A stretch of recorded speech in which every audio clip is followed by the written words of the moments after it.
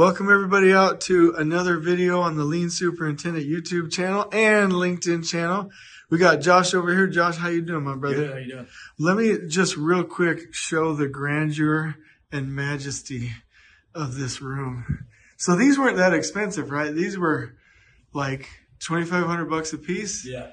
Yep. And you've got your little, not little, holy cow, what am I doing? You've got your command station over there. Take us through this, if you don't mind. I was blown away at your war room here. Yeah, so logistically, it's pretty simple. We've got one desktop computer. It's an Alienware. It's a nice computer to be able to support all of these screens. At one time, when we were in the heart of this project, we had another screen on each side.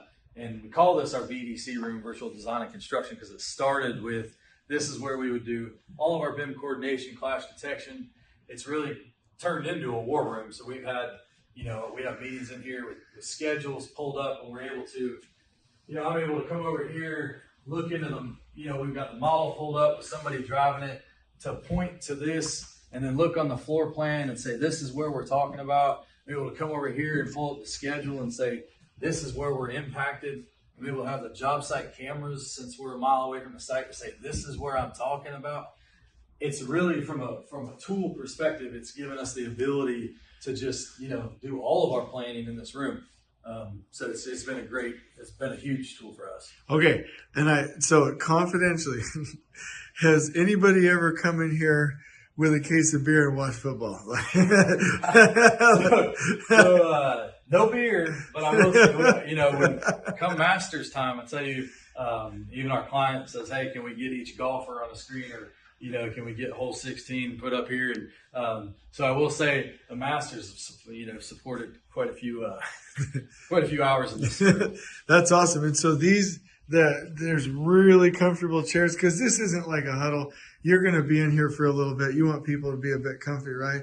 And like you said, on each side, they used to have additional. What is the one, you were showing me why you like those projectors. Can you show me that one more time? Yeah, just like the ability, if you've got an audience, to come up, the shadow projection is so much less, because it just washes down the wall rather than coming across here. So that's why we picked these. We simply have whiteboard paint on the wall, so we can come up here with an expo, and that could be drawing on a detail.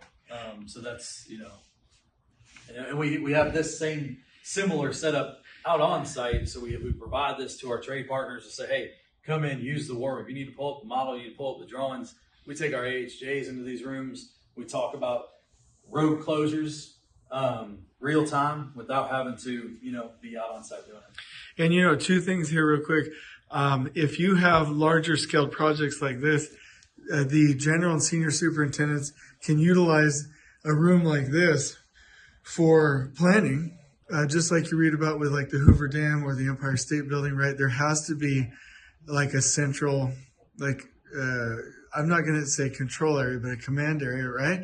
The other thing is, I could totally see that if you weren't doing something where you wanted the audience, you could have tables in here, large blank sheets of paper, styrofoam, popsicle sticks. You could be building stuff, doing mock-ups. This could be used for design shreds. This is just an amazing room, Josh.